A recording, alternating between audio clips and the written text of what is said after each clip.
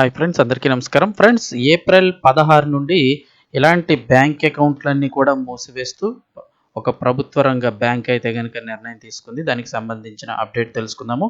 Video పూర్తిగా చూడండి. అలాగే తప్పకుండా ఒక లైక్ చేయండి. మరిన్ని అప్డేట్స్ కోసం ఛానల్ని సబ్స్క్రైబ్ చేసుకోండి. వివరాల్లోకి వెళ్ళిపోదాం.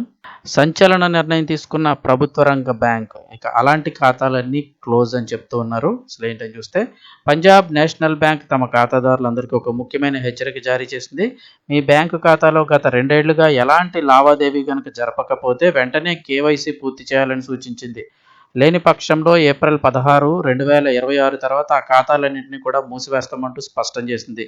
దీనికి సంబంధించిన పూర్తి వివరాలు చూస్తే, ఇనాపరేటివ్ ఖాతాలు మూసివేస్తానన్నారు. ఇనాపరేటివ్ ఖాతా అంటే సాధారణంగా ఏదైనా సేవింగ్స్ అకౌంట్ లేదా కరెంట్ అకౌంట్లో వరుసగా 2 ఏళ్ల పాటు ఖాతాదారుడు ఎలాంటి లావాదేవీలు అంటే డబ్బులు వేయడం కానీ తీయడం కానీ చేయకపోతే ఆ ఖాతాను బ్యాంకులు ఇనాపరేటివ్ ఖాతాగా మారుస్తాయి. ఆ ఖాతా భద్రత కోసం రిజర్వ్ బ్యాంకు ఈ నిబంధన అయితే పెట్టింది. ఒకవేళ మీరు మీ అకౌంట్ కానీ ఇన్యాక్టివ్ అయితే మళ్ళీ ఎలా యాక్టివేట్ చేసుకోవాలి?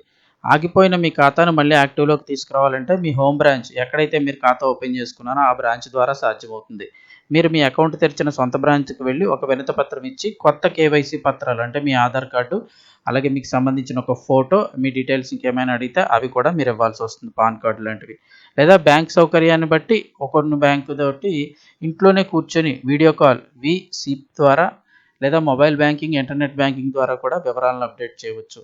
కేవలం డబ్బులు పంపడం లేదా తీసుకోవడమే కాకుండా ఏటీఎం లేదా మొబైల్ యాప్ ద్వారా కూడా బ్యాలెన్స్ చెక్ చేసుకోవడం, చెక్ బుక్ లేదా క్రెడిట్ కార్డు కోసం రిక్వెస్ట్ పెట్టడం, నామినీ వివరాలు మార్చడం లేదా లావాదేవీల పరిమితిని మార్చడం వంటివి చేయడం ద్వారా కూడా మీ ఖాతా యాక్టివేట్లో ఉంటుందని బ్యాంక్ అధికారులు సూచిస్తున్నారు. అంటే మీరు డబ్బులు వేసినా వేయకపోయినా, తీసినా తీయకపోయినా జస్ట్ ఏటీఎం కార్డులోంచి చెక్ చేసుకోవడం, లేదంటే కనుక మొబైల్ యాప్ ద్వారా మీ అకౌంట్ చెక్ చేసుకున్నా అది యాక్టివేట్గా ఉంటుందని, ఏ ట్రాన్సాక్షన్ జరిగినా యాక్టివ్గా ఉంటుంది అంటున్నారు.